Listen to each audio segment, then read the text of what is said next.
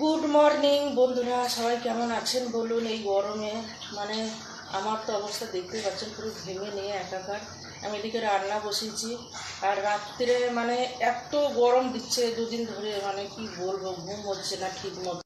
তো বন্ধুরা, কয়েকটা কথা আপনাদেরকে বলি, সবার জন্য না, কিছু কিছু বন্ধুদের জন্য, মানে যারা আমার প্রাণের বন্ধু তাদের জন্য বলি যে আপনারা মানে আমাকে অনলাইন দেখছেন যখনই, রাত 2টো হোক, 3টে হোক, 4টে হোক, 5টে হোক, মানে যখনই দেখছেন তখনই ফোন করছেন। আপনাদের কি মনে হয় অত রাত্রে আপনাদের সঙ্গে ফোনে গল্প করব? আপনারা কেন করেন এগুলো বুঝতে পারি না। আর মেসেঞ্জার আমি সত্যি কথা বলতে ব্যবহার করি না। আপনারা যখনই ফোন করেন না কেন, আমি কোনো সময় ফোন ধরবো না, ঠিক আছে? এটা আমি পরিষ্কার জানিয়ে দিচ্ছি। তো আপনারা দিনের বেলায় হোক রাত্রেবেলায় হোক ফোন করবেন না আমাকে কোনো সময়। আর কথা হচ্ছে এটা, মোট কথা হচ্ছে, আপনাদের যদি মনে হয় আমার সঙ্গে কোনো কথা বলবেন, কোনো দরকারি কথা আছে, তাহলে আপনি আমাকে কমেন্ট করবেন, দিয়ে বলবেন যে আমার এই ব্যাপারে বা ওই ব্যাপারে দরকার আছে, আপনার সঙ্গে কথা বলতে চাই। আমি তখন নিশ্চয়ই কথা বলবো, দরকার হলে আপনাদেরকে নাম্বারই আমি দেবো, দিয়ে কথা বলবো যদি প্রয়োজন থাকে। আর অপ্রয়োজনে আপনি সারা দিন সারা রাত সমানে মেসেঞ্জারে কল করে যাচ্ছেন, এই কেন? এগুলো মানে শিক্ষা দীক্ষা নেই। তো যাই হোক, এগুলো করবেন না। জানি এগুলো সবাই নয়, কিছু কিছু আছে।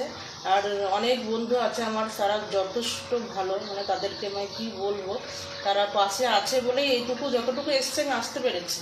কিন্তু সবাই তো সমান হয় না। তো যাই হোক, আর একটা কথা হচ্ছে এটাই যে আমাকে সবাই আপনারা ফ্রেন্ড রিকোয়েস্ট পাঠাচ্ছেন। এবার দেখুন, আমি 5,000-এর বেশিতে আমি অ্যাকসেপ্ট করতে পারবো না।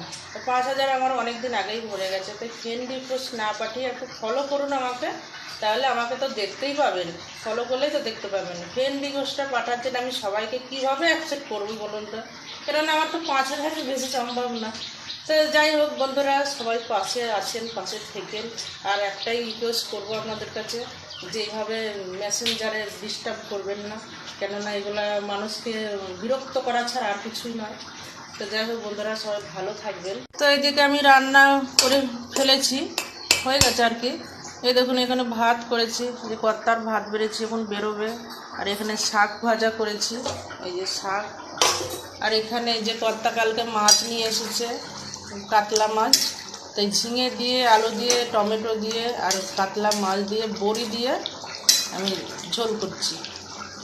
তো এই সপ্তাহে আর বাজার আমি যাব না, কেননা এই যে আমার কর্তা কালকে 1 কিলো মাছ নিয়ে এসছে, কাতলা মাছ।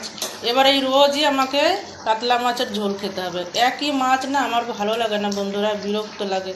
কি করব এখন, ও নিয়ে